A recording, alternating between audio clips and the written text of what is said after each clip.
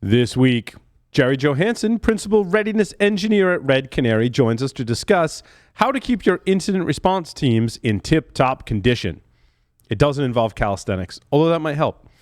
In the security news, hacking your Tesla to enable heated seats, and so much more.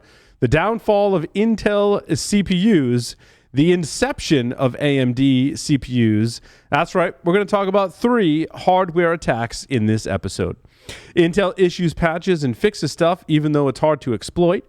Rubber Ducky, you're the one. History of Wii hacking.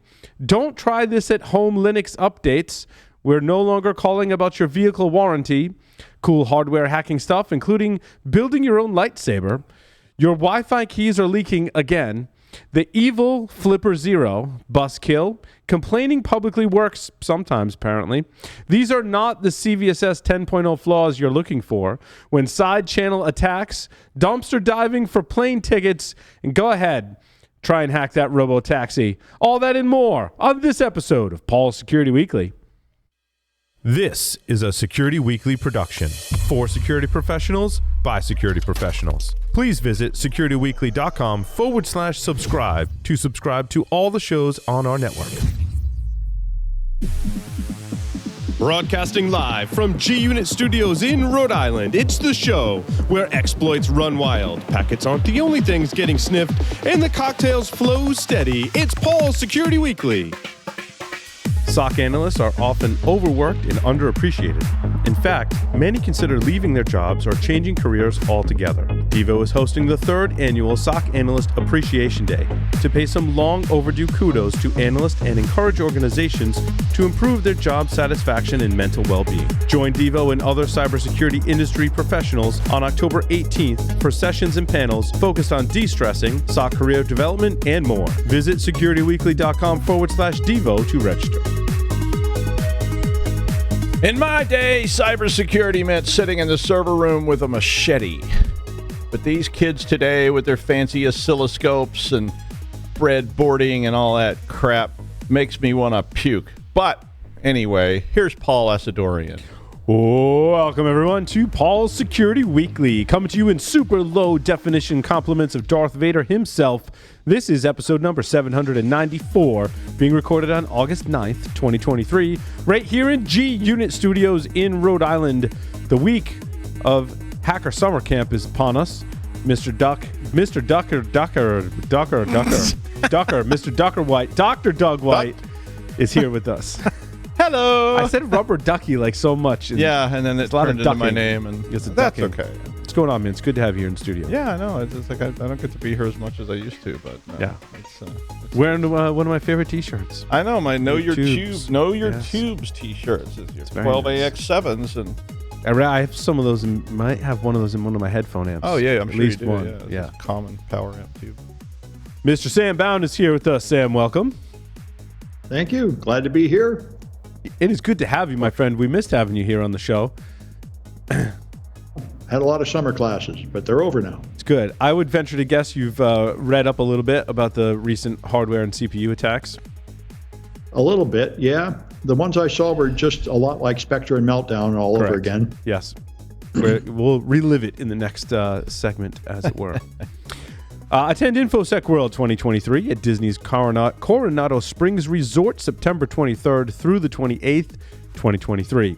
Listeners receive a 20% discount when registering using the code ISW23-SecWeek20 at securityweekly.com/InfoSecWorld 2023. Make sure you subscribe to Below the Surface, a podcast by Eclipsium in partnership with CRA. Myself and Scott Shefferman host a show. We've had the pleasure of speaking with amazing guests like Zeno Kova and Richard Hughes and many others. You can find all of the episodes at eclipsium.com/podcast. Jerry Johansen is a cybersecurity professional with over a decade of experience in digital forensics, incident response, and threat intelligence. He even wrote a book on incident response as well. Prior to his private sector career, Jerry also served as a detective for a detective and federal agent working in cybercrime. He is currently a principal readiness engineer with the MDR firm Red Canary, where he focuses on assisting organizations with preparing for cybersecurity incidents. Jerry, welcome to the show. Well, thank you very much. Thanks for having me. This is a real treat. It's nice to have you. Jerry, tell us how you get your start in information security. I bit the bug way back in the day. My undergrad years, was able to attend a small state school in Connecticut, and was one of the first. I wouldn't say the first, but one of the first to be to get the NSA Center of Excellence certification. So did a mix of justice and law, pre-law, and cybersecurity, and went into law enforcement, spent about 3 years in uniform, and was able to transition into digital forensics into our cybercrime unit. So while I was doing that, I attended Norwich University to get my master's, and then made the jump into the private sector in about 2010 after getting my CISSP. Very nice. You and Doug have a lot. Well, Doug, you trained a lot of the early forensics units. I know. I was like, were you in my class? Maybe. I don't look familiar, but... No, maybe not. But yeah, I used to do all the CCE certifications for pretty much everywhere. John Mellon only did anything from Key West up to Atlanta. He didn't fly. Oh, really? Okay. Yeah, and I did all the other ones. So I trained a lot of law enforcement people on the East Coast, and we used to have a lot of those classes. But I think you were going to the university to do it, so we were doing boot camps. And so I recall my first class doing reconstructing FAT16 and FAT32 file allocation tables. That's that was how long ago that was. Well, I think whoever taught the class probably was a CCE, because that was one of John's big thing, was reconstructing FAT16 and FAT12 file allocation tables. He always had everybody learn how to do that, because in the old days you had to do that if you wanted to recover anything. And today, of course, you can just push that magic button and hope that you understand it. Yep. Yeah, Jerry, there was a big need for law enforcement to really come up to speed on things like digital forensics. It sounds like you were kind of in that first wave.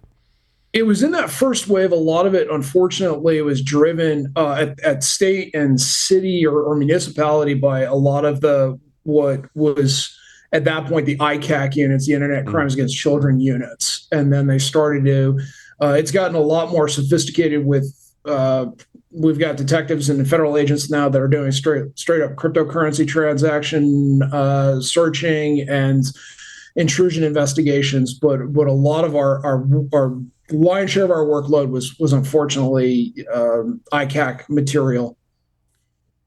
It's astonishing every time I read an article or hear a story on a podcast about largely the ones I listen to are hackers and community folks like us assisting law enforcement, and you get into the statistics of just how common that crime is. It's so sickening. And I'm glad to hear that we've advanced and are able to track these people down. I even heard of facial recognition being used to track certain people that are violating laws against child pornography, basically. It's great. We really couldn't keep up with the amount of tips that, and a lot of now with social media. So I'll kind of date myself and say the social media platform of choice at that point was MySpace. Right. And this is when they were just starting to automate the NCMEC referrals, and they were just coming so fast. What drove you into doing forensics and getting a little more technical? I really liked the very deliberate approach to it. I'm kind of an analytical person, and it was the taking a lot of those investigative skills that I acquired in my career in law enforcement and applying them into the private sphere, or really kind of the more more broad base of what you're seeing. So it was really that kind of natural extension to dump right into the investigative and the analysis side of cybersecurity. And then, Jerry, when you where did you work? Like, give us a little highlight reel once you came out of law enforcement. Sure. Yeah. Once I got out of law enforcement, I first real enterprise was at essentially a mid-tier bank. We were just standing up a more professionalized cybersecurity arm. It was one of those and if you've been in long enough, you'll understand that for a long time, especially in the finance and some of these other industries, that security was an IT function, and I actually got to see a shift in real time of a fairly good sized bank go from, hey, this is an IT function, to no, this is a security function and a risk management function. So I got to see that. A couple of other places I've worked, and I've had a mix of working in small consulting all the way to Cisco Systems incident response team, which was an external parachute in and do the digital forensics, incident response, incident command. So I've had a mix of working in that kind of different environment. Really, what I've changed in the last year is really focusing heavy on the preparation side of incident response, really leaning towards that, what is effectively the left of bang kind of preparation, getting up to speed, getting tools aligned, processes and procedures. And that's it's been an interesting change as well, because for the most of it, I've had to come in after the fact and really kind of run organizations through the whole back up to speed and kind of figure out how things have happened. Jerry, one of the key things to readiness and incident response is a tabletop exercise. Is that not enough? Do we not do it as frequently as we should? Where does that fit in your view? So that's an excellent question. One of the kind of looking at how training is conducted, tabletops also often are really good at identifying process breakdowns or communication breakdowns. So if you think about that the technical level being, hey, the network operations needs to restore systems. You've got your forensic or your security analyst doing root cause analysis. That's all great. Really what tabletops are really good, their sweet spot is, if we have a situation such as, Conti, I'm going to use a defunct group. Conti has our data up on the dark web. What is the communication strategy, and how do we communicate that to senior leadership? Who is responsible for doing customer notifications? Who's responsible for taking care of the regulatory issues? Maybe there's even a conversation about paying the ransom. So you have the chief financial officer. It's those kind of higher level, less stress inducing tasks and communications that tabletops really shine. Where they don't really help is a lot of the technical issues, a lot of the processes around blocking and tackling, that we find kind of that it's just not sufficient for that. Yeah, someone was telling me a story once, Jerry, that they were doing a tabletop, and they said, what if the VMware infrastructure was impacted in this way? And then the team was like, yeah, we'd be okay. Our recovery time would be 12 hours, whatever. And they're like, no, but what if it was impacted in this way?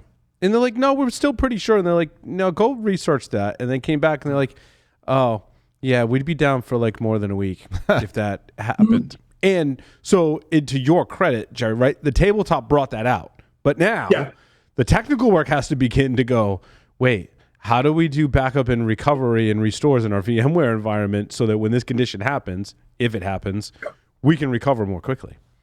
Yeah. And it really is. They're very useful. One of the recommendations that I've been proselytizing, I think is the best way to put it, is working more through, as opposed to an annual exercise, actually doing a little bit more, maybe twice a year, maybe even quarterly, picking apart, as opposed to doing one massive tabletop that takes 4 hours. And I've done these where 40 or 50 people are in a room, and instead focus on specific like that. Let's war game our backup strategy. What happens if the CFO comes down and says, well, we're just spending way too much on AWS? Something as simple as that, and we have to move some of that stuff off. What does that do from a security perspective and operational perspective? Really focusing on kind of maybe getting a little bit more of a variety of scenarios as well. What led you to you wrote a book on incident response? One of the kind of refrains that I hear from people in security, the security world, analysts, engineers, especially SOC analysts in particular. Like fortunately, I've never had to work in a SOC, and just the turnover there, and just some of the pathway to getting skill set and building out and moving out of that. I was saying, we need kind of a resource that broad-based gives, and as I said, the book is kind of a mile wide, maybe more than an inch deep. We go into a lot of different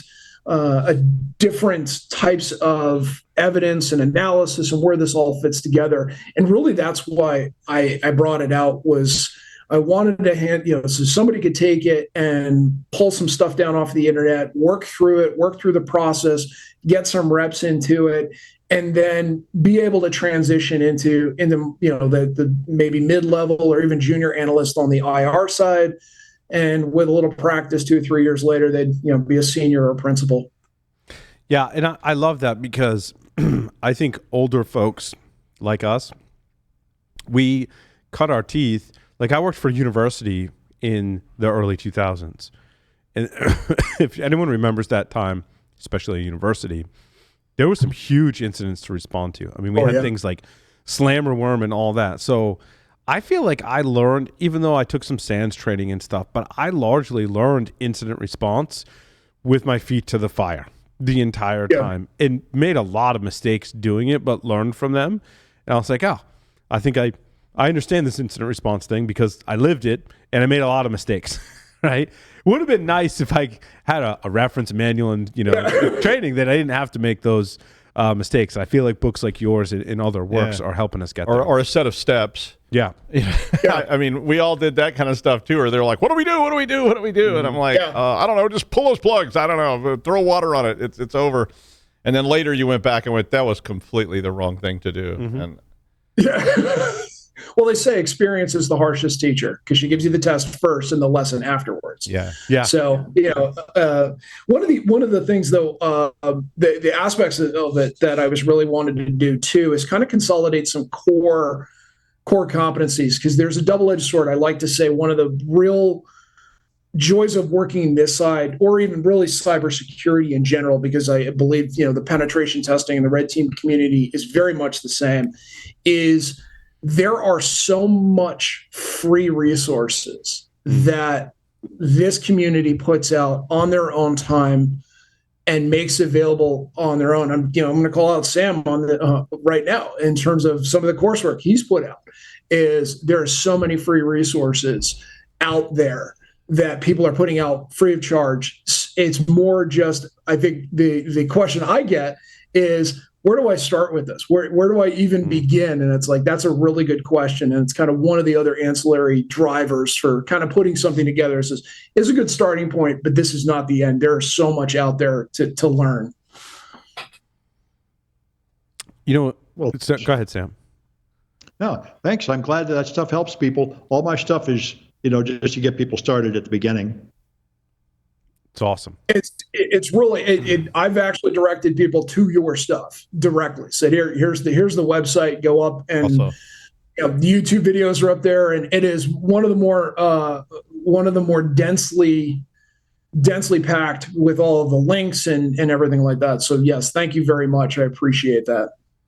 I send people there all the time, Sam, because I get asked that same question regularly about how do I even get started, or what should I be doing if I want to get in this field? And of course, my snarky answer is, well, there's this thing called Google, and but like Gerard said, you got there's a lot. If you Google how do I start in this, and it gets a little overwhelming. So having resources like your book and like Sam's site is great places to send people.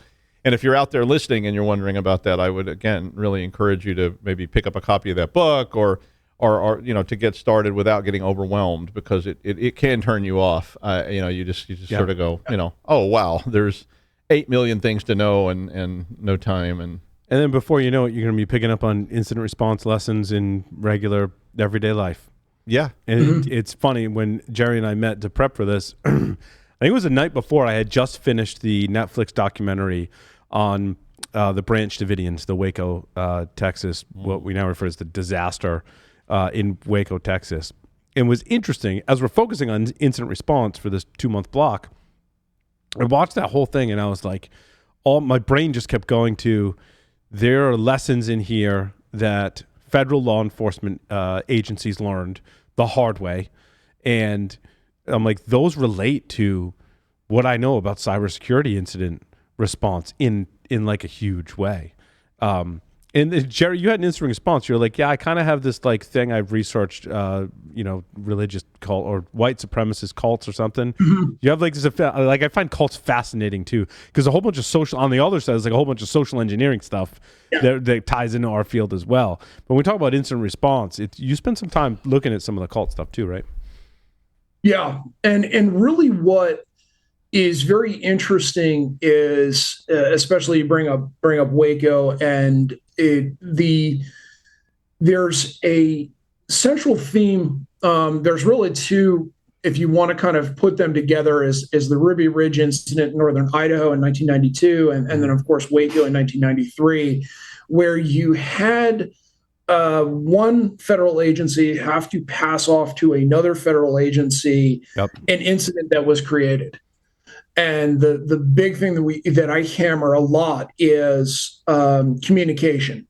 And going back to the tabletop exercise is one of the key, to use a military term, they call it common operational picture, which is just a nice way of saying that, or a complicated way of saying everybody is seeing the exact same thing.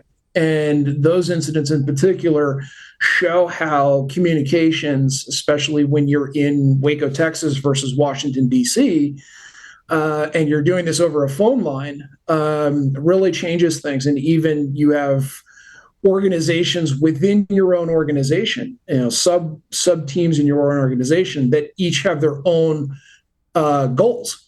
And who's the ultimate arbiter of that? So there's a lot of more incident or crisis management, communications management, personnel management in IR that I think sometimes we give it credit.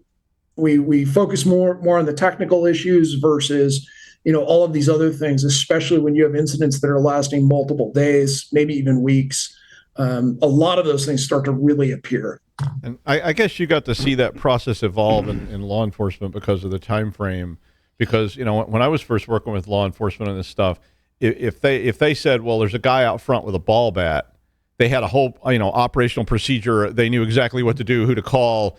And when they started asking us questions and saying, I don't even know what this stuff is, I mean, they didn't really know what to do because it was just like a foreign alien world of suddenly people were calling in and saying, I remember when they called me to ask about they said this girl filmed her boyfriend beating her up. And they didn't know how to even procure the evidence because they had never dealt with such a thing. And he was like, is there a camera? Where? He's like, it's in a phone. And I was like, yeah. And, he was like, what should we do? Like, how do we go get that evidence? Because I don't really know what to do with this. But, today that evolved into, they have these nice operational plans for dealing with that. And I think things like Waco kind of threw people for a loop too, because it was just something new and different. And, the Navy always said, if it happens once, it's an anomaly. If it happens twice, there's a book on the shelf that tells you what to do. But because that was how they wanted to detail everything. So it's just like a man overboard drill or whatever. But initially, a lot of police agencies did not really know what to do when there was both either just purely digital crimes or there were hybrid crimes where there were physical aspects of the crime, and they go, yeah, we've got a whole team of people for that, but we don't have anybody for this other thing. And Steve is the high-tech crimes officer. And I was like, well, hi, Steve, are you the tech guy? And he's like, actually, no, I got a computer stuck on my desk because they didn't know where else to put it, so I became the high-tech crimes officer. And But, that goes back to what Jerry was hitting at before is the preparation phase. Because when you encounter a situation you've never encountered before, communication is even more important. Oh, absolutely. And if you allow it to break down, you're going to lose every time. Yep. I guess one thing that Waco taught law enforcement, right, was, the ATF went in there first, way over their head, and something they hadn't really, they didn't expect that there'd be dozens of people with over 1 million rounds and 50 caliber rifles that are willing to shoot back. That was new for them, and they didn't have, like you said, a book on the shelf they could pull from. And we saw one of the things we did with tabletops every time was the very first part of the tabletop was, okay, this just happened. Who do you call? Tell me right now. And they would say, oh, I call Steve. And I'm like, what's his number? And they would give me the number, and I go, okay, you just called that number. Nobody answered. Now what do you do? And half the time they would be like, I don't know. Like, well, Steve, step out of the room. Okay, we need to open this vault. Who's got the combination? Steve. Well, Steve's gone. We don't know where he is. He may have got kidnapped by aliens. And that communications piece became this just absolutely critical. It was one of the first things we worked on in law enforcement was how are you going to communicate when this no longer works? When this no longer works, what exactly are you going to do? And one of the tabletops we did was a solar flare. And they said, all your communications are down. What do? Get out the smoke signals or something because, they didn't know. And then they fixed it. And so now they have a plan for that. Right. So I think tabletops are actually really good. Like you said, they're really good ways to see how the process works. Yeah. And one of the things you bring up is and you see this every so often, you see an organization and the answer becomes Bob or Jane consistently. And what that's going to tell you is you've got one person, you've got a single point of failure in your organization. Maybe I worked in an organization, they had an AS400, which was the beating heart of their operation. One individual was in charge of and a subject matter expert on it. And that individual was had a deep knowledge. But going back is if we had to rely on that individual too much, right? Do we have a secondary for that? If he's on vacation, what if he retires because he was getting close, as 400, he was getting close to retirement age? What's our contingency for that? And that's what tabletops can do also is show that hub and spoke. Like you have Bob or Jane at the middle of this hub and spoke, that may be an issue going down because if Bob's over here working on something, that means Bob can't go over here and work on something. It's that opportunity cost. Yeah, I did a tabletop with a water company, and it all came down to a guy named Marco. I know you always say I use Italian names for this, but his name was really Marco. And Marco and his pipe wrench. Is that like a play on Marco Polo because it's a water company? No, it wasn't. His name was really Marco. Marco was going to fix everything because he knew where all those weird, when I said, what if this whole SCADA system dies? Like it stops working. What do you do? And they're like, we call Marco. He takes his pipe wrench. He goes down the tunnel and he finds the valve and he opens it or closes it or whatever. And I'm like, okay, Marco doesn't answer the phone. What's next? And they literally were at the point where they're going, like all their instruction manuals had call Marco written on pages. Like, if this doesn't work, call Marco. He will come fix it. And it was like, you guys need to do some cross-training here because you got a real problem in this one person, one little thing, and Marco slips and hits his head and everything stops. And they were like, yeah, that'd be bad, wouldn't it? Yeah. But Jerry, I think that's what you're advocating for in your role today is the smaller kind of training modules that are associated with your incident response plan, right? Yeah. So the thrust has been to look at much more of an atomic level with what skills need to be run. If you want to look at a training program, there's kind of really 4 attributes. They all begin with the R. I call them the 4 R's. They need to be relevant. They obviously need to be adjusted for your organization. It needs to be recent. This is kind of one of the issues with, say, a boot camp. You go to a boot camp and you've got a 6-month, 7-month period between the end of that boot camp and maybe an actual real incident. So 6 and 7 months, I like to say that training like that is like a banana. It's really, really good, but it goes really soft, really quick. And, that kind of really hampers your ability as if you haven't practiced that skill in 6 months. The other thing is that repetitive nature. And I think that's the major piece of it is, if you're using, so for example, let's pull a tool out, free tool Velociraptor as your remote evidence collection tool. And that is what you're relying on to really kind of give you situational awareness around systems that are potentially compromised. And that is kind of the key linchpin in a lot of your workflows. You need to be touching that maybe weekly, maybe at least weekly, at least maybe 10, 15 minutes, run some sort of drill, run some sort of test, have an endpoint. It's very simple. Windows endpoint, run an atomic red team test, and then grab a triage package. Can you find run DLL 32 executing, a potentially illegitimate or malicious payload, something like that. But if you're doing that, then what your plans, playbooks, and workflows turn into is a guide, and you are just functioning on essentially muscle memory to go ahead and do that. And what you're doing is compressing that amount of time necessary to get into that system. So it is you get an alert and you're pivoting within minutes versus, okay, I got to dig out. Here's another good question for your tabletops. Do you have a central location where all your incident workflows and playbooks are stored? If you don't have that, or you don't even know where it is, you're wasting cycles trying to hunt that down and figure it out. So it's much better to have this as opposed to not doing it. Take 10, 15 minutes out of a week and drill something so you're building that motor muscle memory. Yeah, I noticed that in the last couple of incidents. I was a little rusty and wish I had a better plan. Not just a better plan, but regular practice. Mm-hmm. And that's technical, but also, Jerry, I feel like that's practice of some of the operational things that get you to the technical things. Like, how do I log into that system? How do I get to that building? Does my key card work to get me in the building to respond to the thing? Right? There's a lot of considerations like that too. Yeah, it's a necessary, I think, also looking at how fast threat actors are moving. I would say not 100% typical. It's not every incident is now moving fast.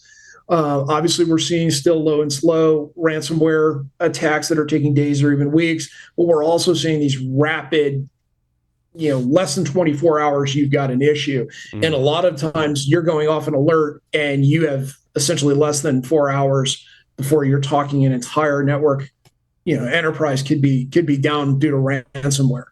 So to that, your rusty comment or that observation, that's where the practice comes in, is we're talking in minutes and pivoting into and getting some type of ability on visibility on the endpoints, or even just access to a segment of the network on a campus environment.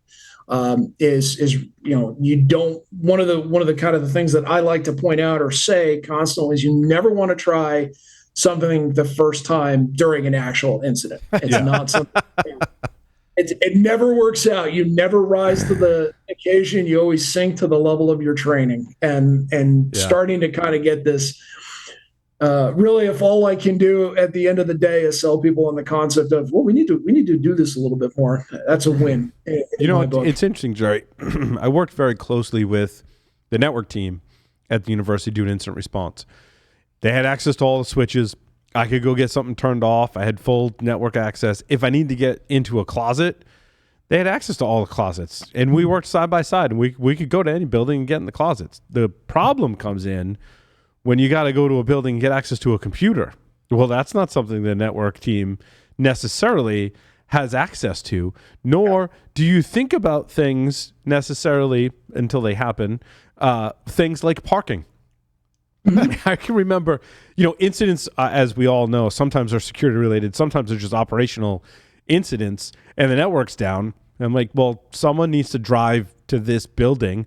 And they're like, well, where do you park? Like, I don't have time to go find a parking spot and walk 16 blocks. Yep. I got to park here. And they get a parking ticket. And you'd have to go to the parking office and be like, yeah, like, how you have internet access now? Like, you want to keep it that way? You need to make this ticket go away.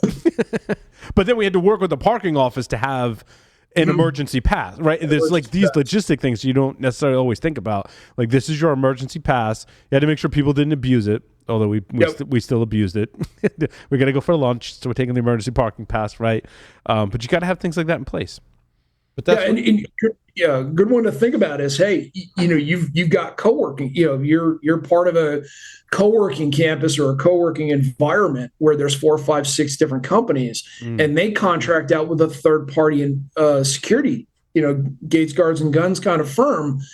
And then that's, to your point, you got to coordinate with them. Like, what is your after hours policy? If I have to access on a Sunday morning at 2 a.m., how do we do that? And sometimes that's even just a simple phone call. But if, you're dealing with somebody on the midnight shift, maybe they're 18 or 19 years old, they know exactly what's in the manual, and I'm not allowed to let you in there. You only have 8 to 5 access or something like that. Right. These are all of these little nuances that can jam you up very quickly if you haven't kind of thought through that process. One funny thing that happened, we were doing an instant response. We needed physical access to a room that had equipment in it of some kind. And this is a big university, right? A lot of research going on there too. And there was a big sticker on the door. It said biohazardous material, like radioactive material. And I'm like, whoa, like this is where I draw the line. They're like, oh no, we just put that sticker on the door so no one goes in there. Like, oh, okay, you sure? how do you move and identify the points in that tabletop and move from that tabletop down into these atomics or these pieces that I really need to test? Because my experience with it was we do a tabletop and somebody would say, we need to go, when that happens, we need to jump in the golf cart and go the 3 miles down the road to this other building that's got the radiation sticker on the door. How do you identify that's now something we need to test? I mean, that one's kind of obvious, but I mean, how do you get from that, that conversational piece of the tabletop where they're always wanting to just say, oh yeah, that'll work, don't worry about it, to down into that, okay, we really need to test this thing? So that's a really good question, because what we did, and this was a group effort with some practitioners, we looked at what actually happens. Let's take a prototypical ransomware investigation, and we started to pull out specific skill sets. So, for example, we would identify a skill, meaning reconstitute a system from backup. Whatever the backup tool is, we're using Veeam or something of that nature. That's an individual skill that maybe we need to hit once a month, maybe at a minimum once a quarter, to verify that, one, the backups will do this, and two, that it actually does function and gives us that backup within the RPO and RTOs.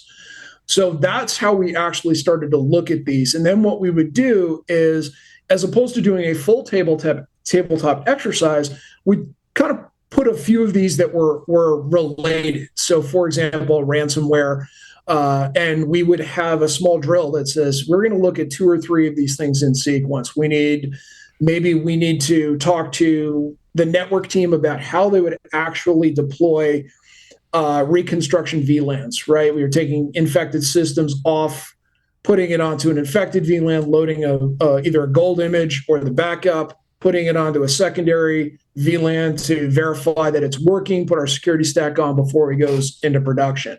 So that would be a skill. We would have the backup strategy as a skill, and then maybe a communication strategy. How are we updating the senior leadership of how this is going? We've got 2,000 systems that we need to reconstruct.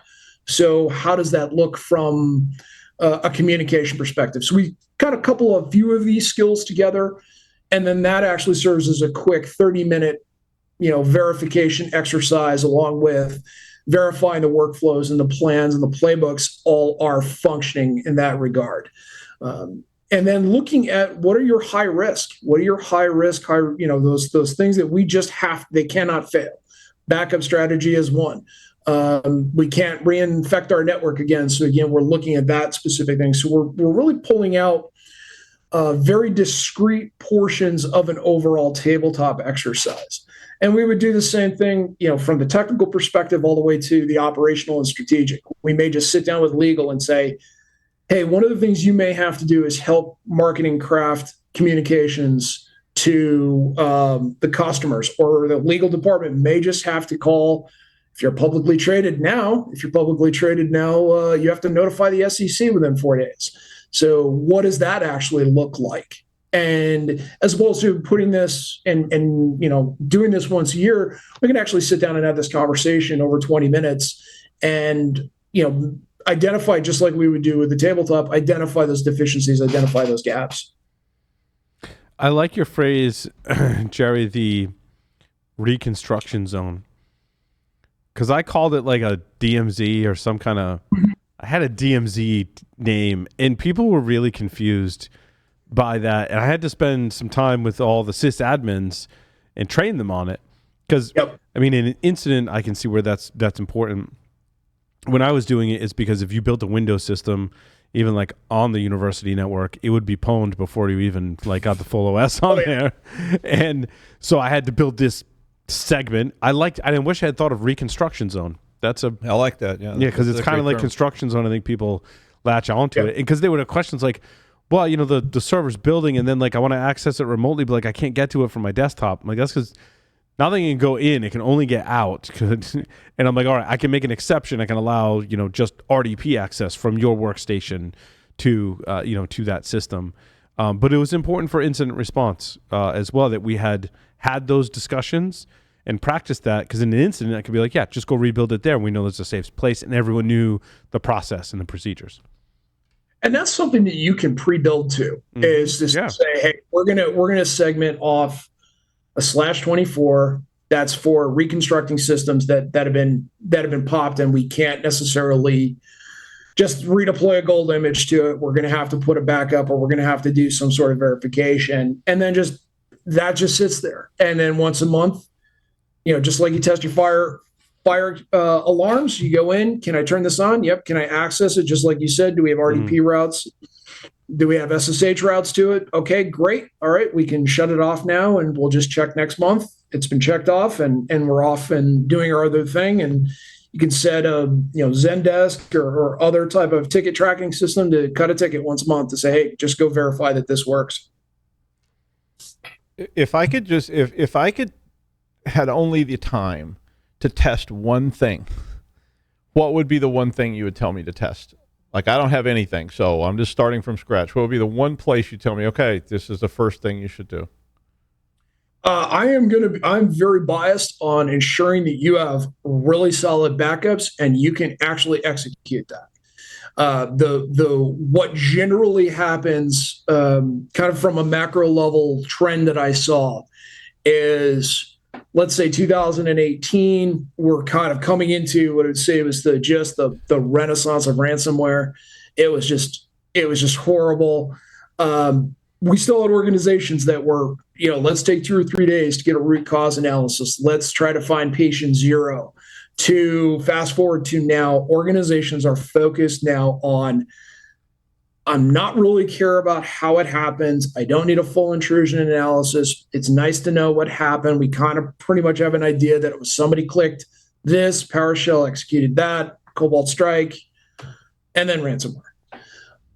What they're really concerned about is getting back up and running. So that backup strategy, if you just make sure that the backups are going to be sufficient, they're going to meet the needs of the organizations that we support, and they're not accessible so that a threat actor can't come in and ransom up or crypto lock our backups for ransom. If you did that, I can work, it's one of those things, if I came from the outside, I could work with that organization and not have to have the difficult discussion going, you are going to have to rebuild a network from scratch.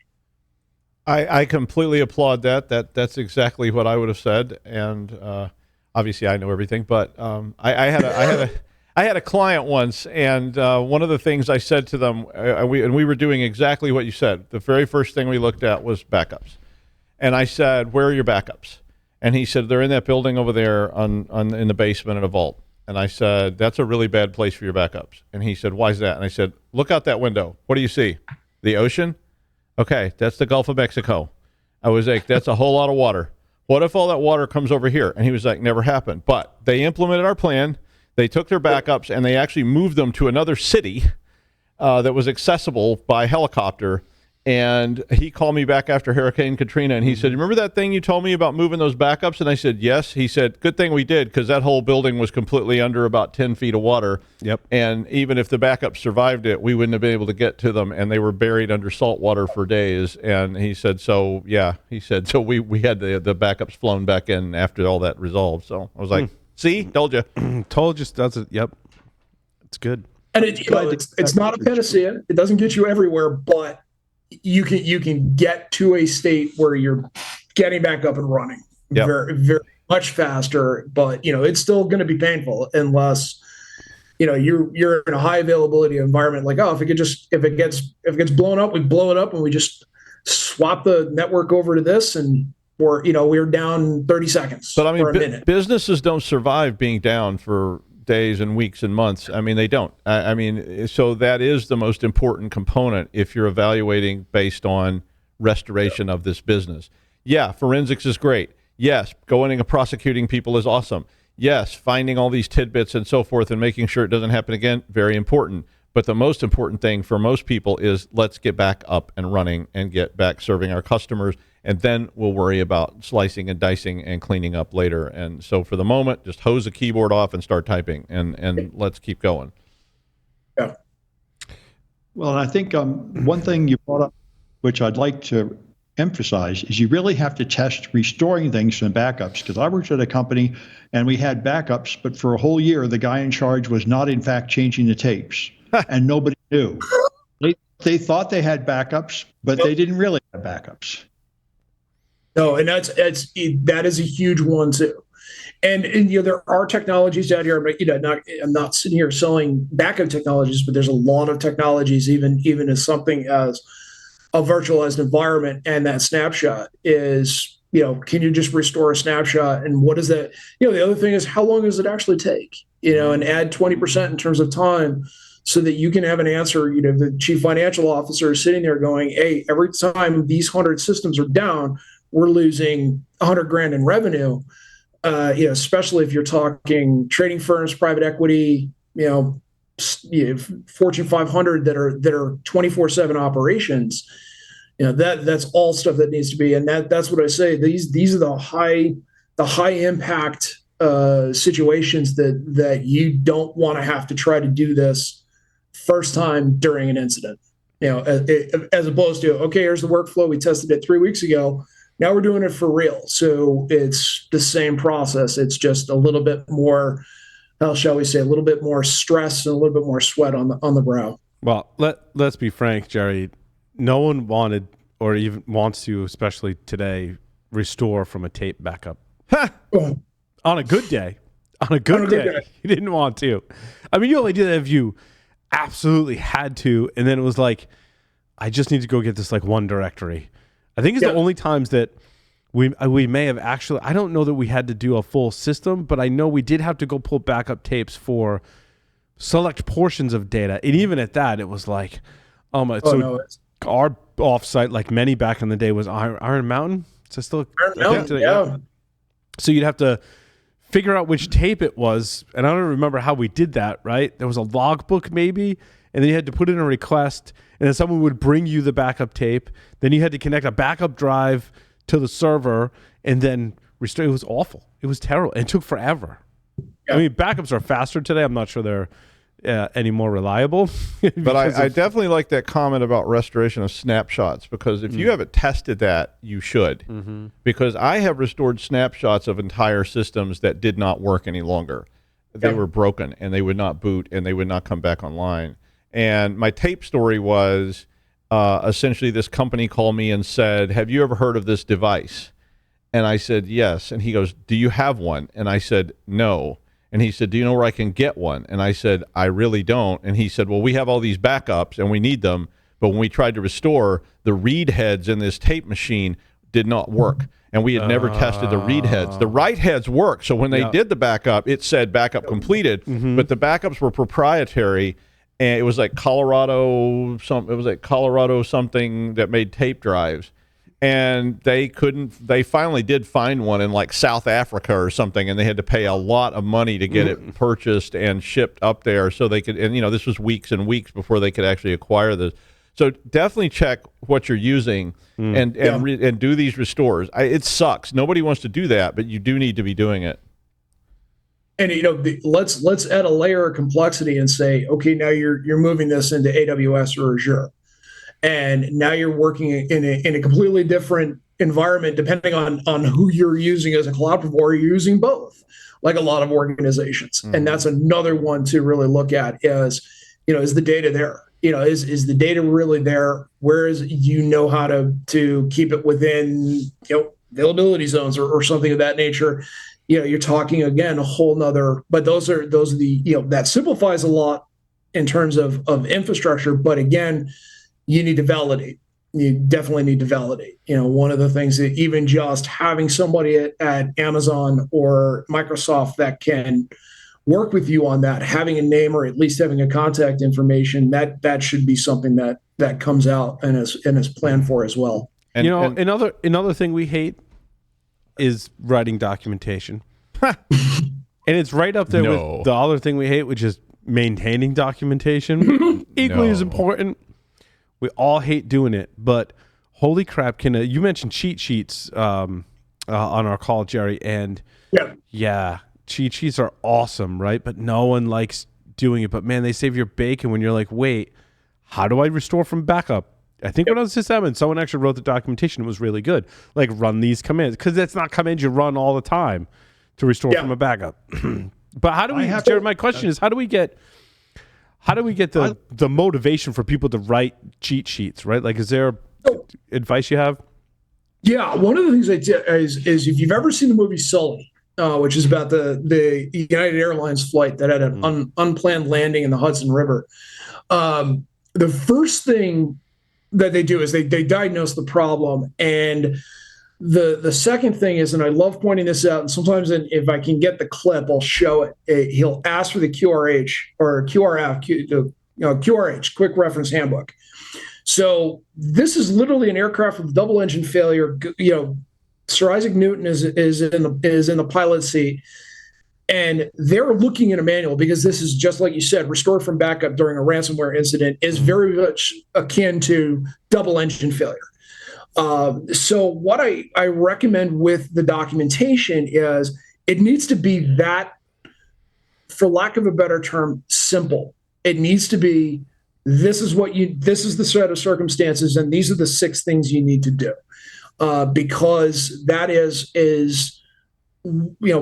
these are the steps, and you just have to go to, restore from VM, restore VM snapshot is one quick reference handbook entry, and another, as opposed to here's 20 pages. Now it needs to be something that's very simple. And I use that analogy because that is a high risk, high impact failure, double engine. And, it obviously is much more serious than a ransomware issue, unless it's a hospital or something that's got life and limb in the balance. But it needs to be simple, and it needs, and look at your audience. There are people that are visual, and there are people that are auditory, people that are kinesthetic, and you have diagrams, have words, and keep it 1 or 2 pages. If your workflows are starting to bleed over, it's time to kind of separate those out and cross-reference so that you can just execute. And I would encourage you, because I like your example. I'm a pilot,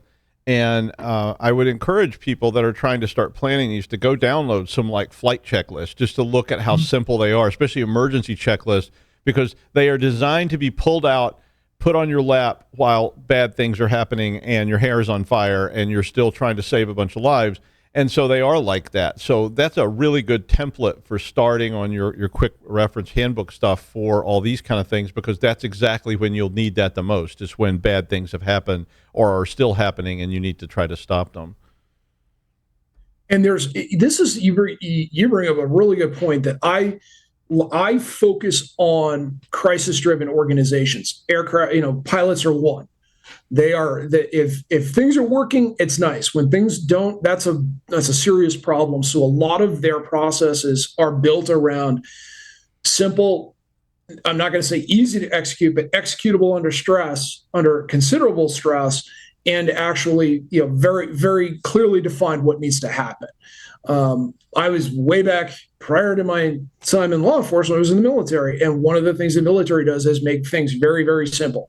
And I even crafted it's called the incident response 9-line. It is the 9 key pieces of data that you need to capture as part of an incident escalation. I stole that directly from what we would call the 9-line, which was somebody is wounded or injured. These are the 9 pieces of information you need to pass up so that when the medical personnel get on staff or get on site, they know exactly what they're dealing with.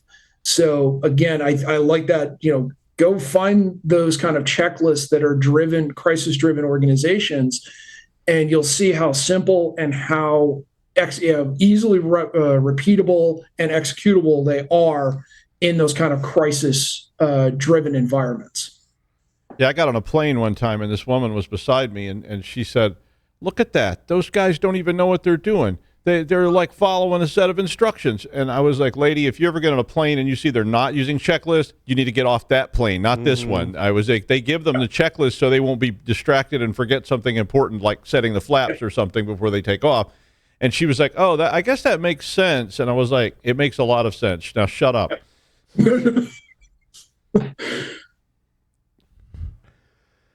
Sam, did you have a comment or question in there? Sorry. No, I was just, you said we don't like writing instructions, but this was my contribution at the company I went in. The company I went in had a system where they'd have one tech do everything, and every 3 years that guy would either quit or die.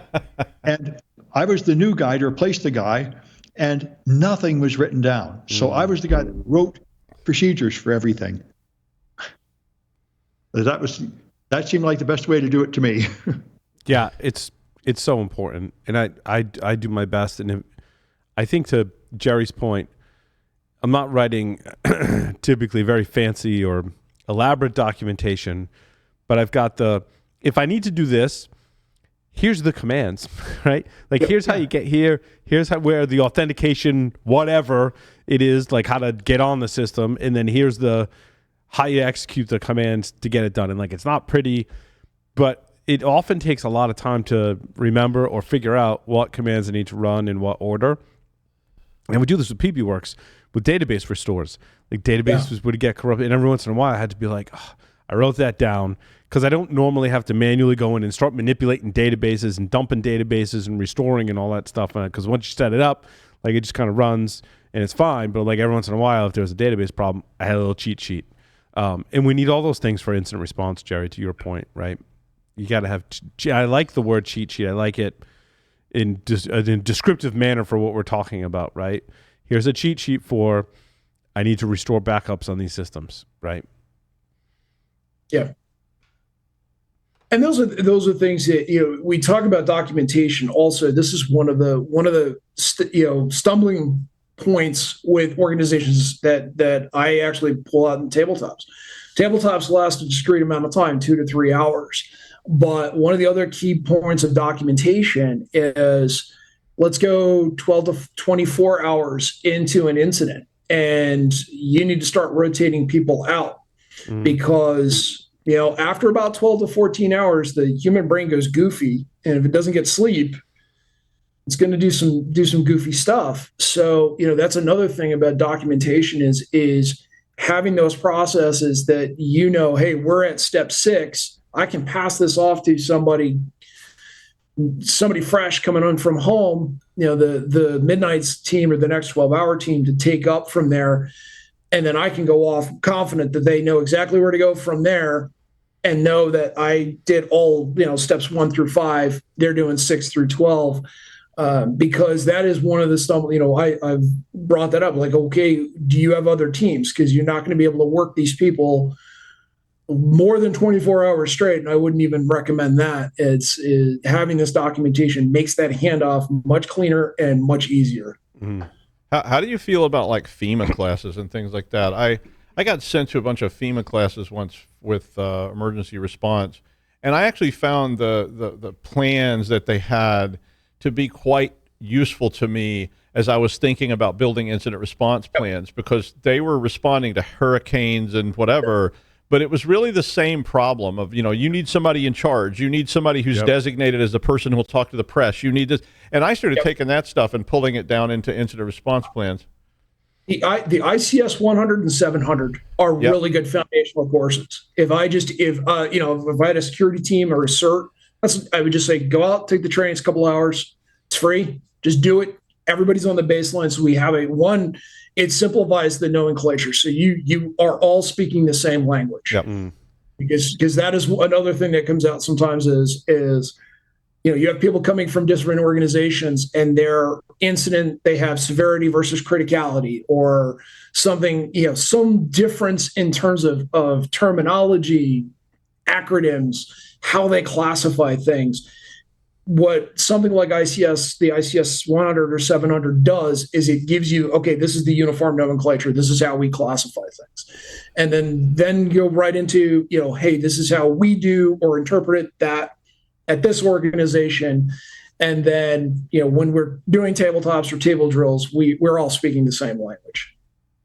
Yeah, I've sent a lot of people to those classes from corporate commercial because, and they always go, what? Why would I care about, and I'm like, no, you could go, and it'll be boring, but take notes, because you can bring that right back here, and it's free. I'm like, right. You can take these classes for free. I'm like, why are you not doing this? Come on. I mean, I thought it was boring, but I learned a lot. Well, there's resources too. You can actually pull their material out, and you put it in your own stuff. Right. It's like open source. Actually, it's government. You can have it. You can take it with you. Yeah. And you can use it.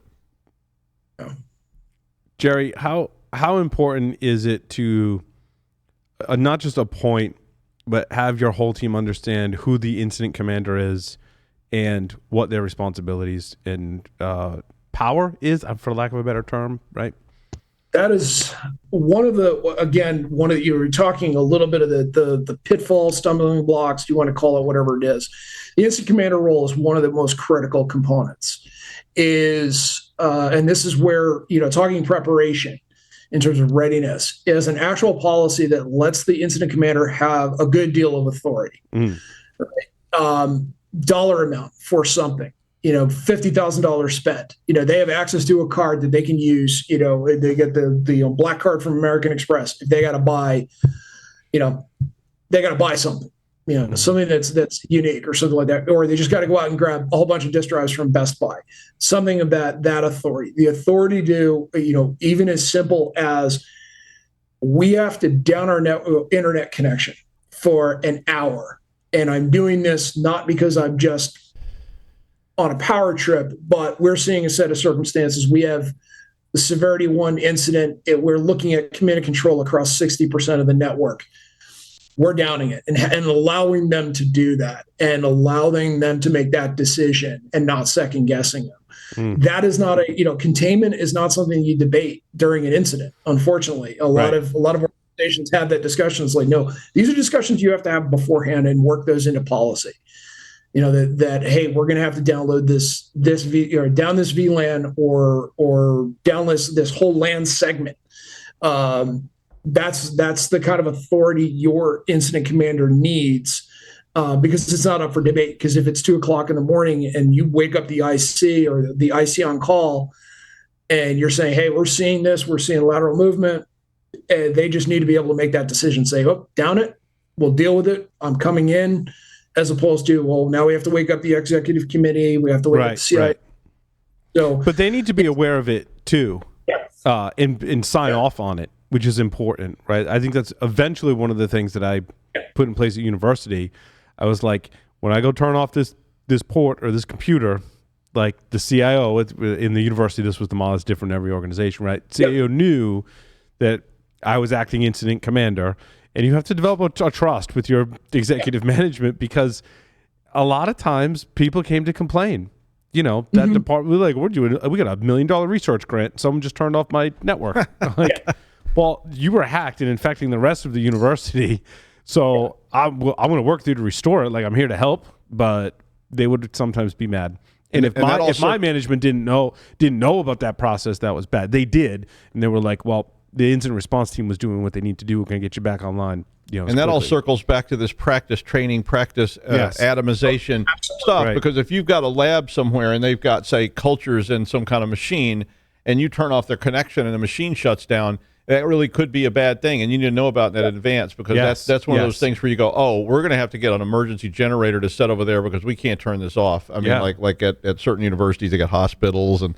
Well, at the university I was at, there was live animal.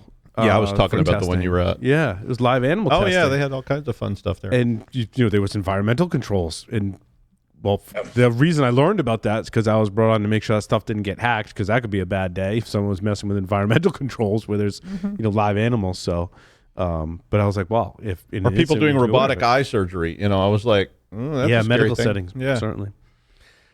Let's see, Jerry. I just have 5 questions left for you. Are you ready to play 5 questions with Security Weekend? Okay, let's do it. All right. Let's do it. 3 words to describe yourself.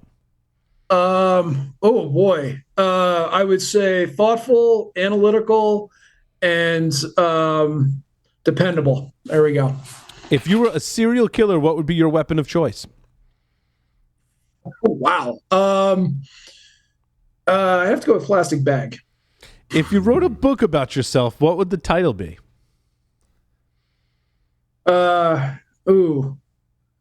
This is going to get weird. That's basically the title. This is going to get weird. Oh, I thought you were going to say, "Don't look in the freezer" after that plastic bag thing. Jerry, what's your favorite hacker movie? I'm going to have to go oldie but goodie. War Games. Choose 2 celebrities to be your parents. Alive, dead, fictional, or otherwise. Mel Brooks. Ooh. And I would have to go Julia Childs. That's a good one. I could definitely just use some. You'll be laughing while you have a heart attack. Yeah. Fantastic. Sorry, Jerry. Where can people find your book and stuff?